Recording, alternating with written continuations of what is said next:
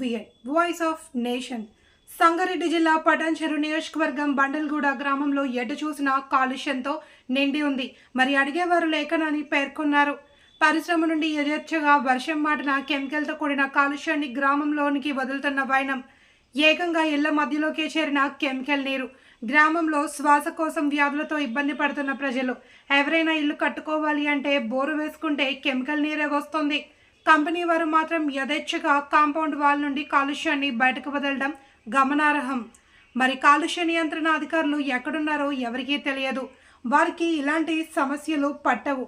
వారి డ్యూటీని వారు సక్రమంగా చేసుకుంటే ఇలాంటి పొల్యూషన్ గ్రామంలోకి వచ్చేది కాదు. మామూళ్ళ మత్తుల్లో కాలుష్య నియంత్రణ శాఖ గ్రామంలోకి చొచ్చుకుని వస్తున్న కాలుష్య నీరు. ఎక్కడైనా కాలుష్యాన్ని అరికట్టాలి అని, పరిశ్రమలపైన చర్యలు తీసుకోవాలి అని గ్రామస్తులు కోరుకున్నారు.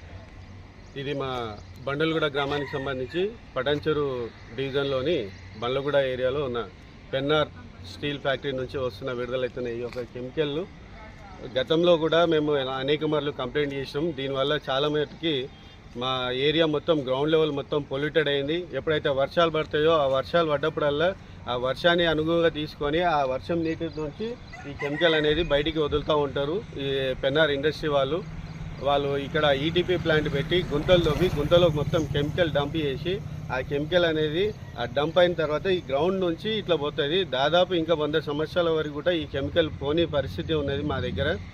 మేము ఈ కెమికల్ తోటి దుర్వాసనతోటి అనేక చర్మ వ్యాధులకు కానీ శ్వాసకోశ వ్యాధులకు కానీ ఇబ్బంది పడుతున్నాము.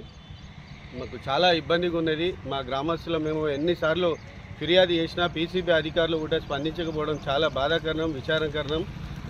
గతంలో కూడా మేము కలెక్టర్ గారికి కూడా ఫిర్యాదు చేసినాము. ఎలాంటి స్పందన కూడా లేకుండా పోయింది.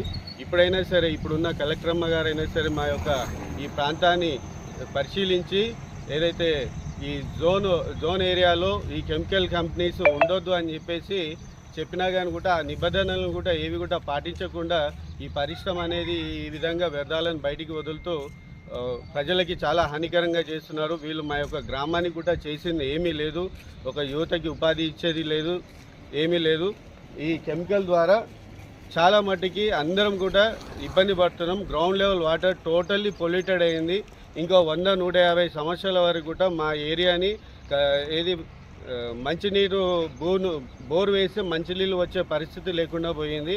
ఎక్కడ చూసినా కూడా కెమికల్ వాటర్ తోటి నిండిపోయి ప్రజలందరం కూడా చాలా ఇబ్బంది పడుతున్నాం. కావున పీసీబీ అధికారులు ఇప్పటికైనా సరే వెంటనే స్పందించి ఈ యొక్క పరిశ్రమపై చట్టపరమైన చర్యలు తీసుకోవాలని కోరుతూ మేము ఈ విషయాన్ని కలెక్టర్ గారి దృష్టికి కూడా తీసుకెళ్తామని ఈ యొక్క సభాముఖంగా ప్రెస్ ద్వారా తెలియజేస్తున్నాం.